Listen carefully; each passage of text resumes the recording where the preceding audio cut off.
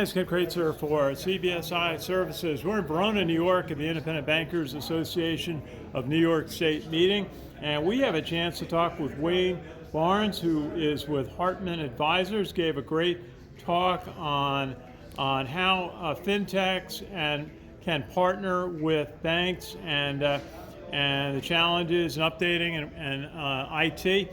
Wade, interesting talk. Tell us a little bit about what just being here at the conference is like for you. Well, Ken, it's been great. We've been part of the IBA NYStateNYS Association for about a year and a half now, but haven't had the chance to meet folks in person. So finally having the chance to network, put names to faces, and not just in the screen of the 4x4 squares. It's been really great to be here.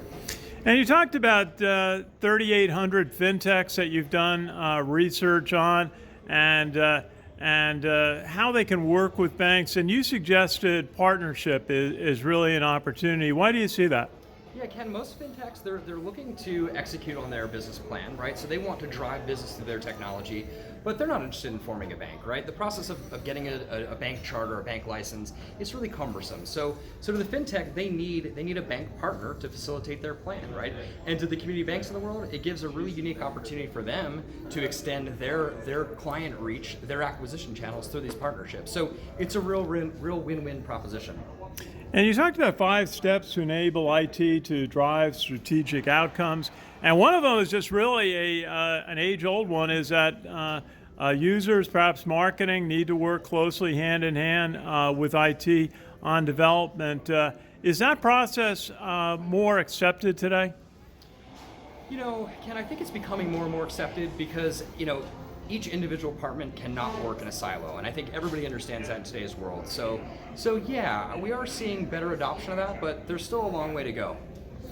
And last year I saw a presentation about how a bank worked with a processing company to identify 10 steps needed to do the Paycheck Protection Program and do it quickly and implement automation.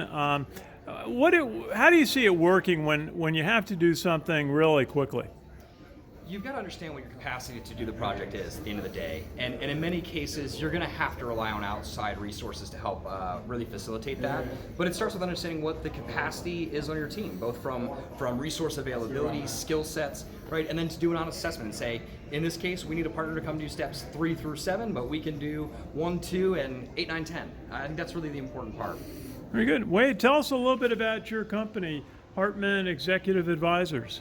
Yeah, so Hartman Executive Advisors, we're an independent IT leadership advisory firm. So really, at the core of it, independent means we have absolutely no partnerships or relationships with hardware, software sellers, so we don't resell anything. Really what we do is we work with our clients to make sure that they have a winning IT strategy that really helps them support and achieve their business goals.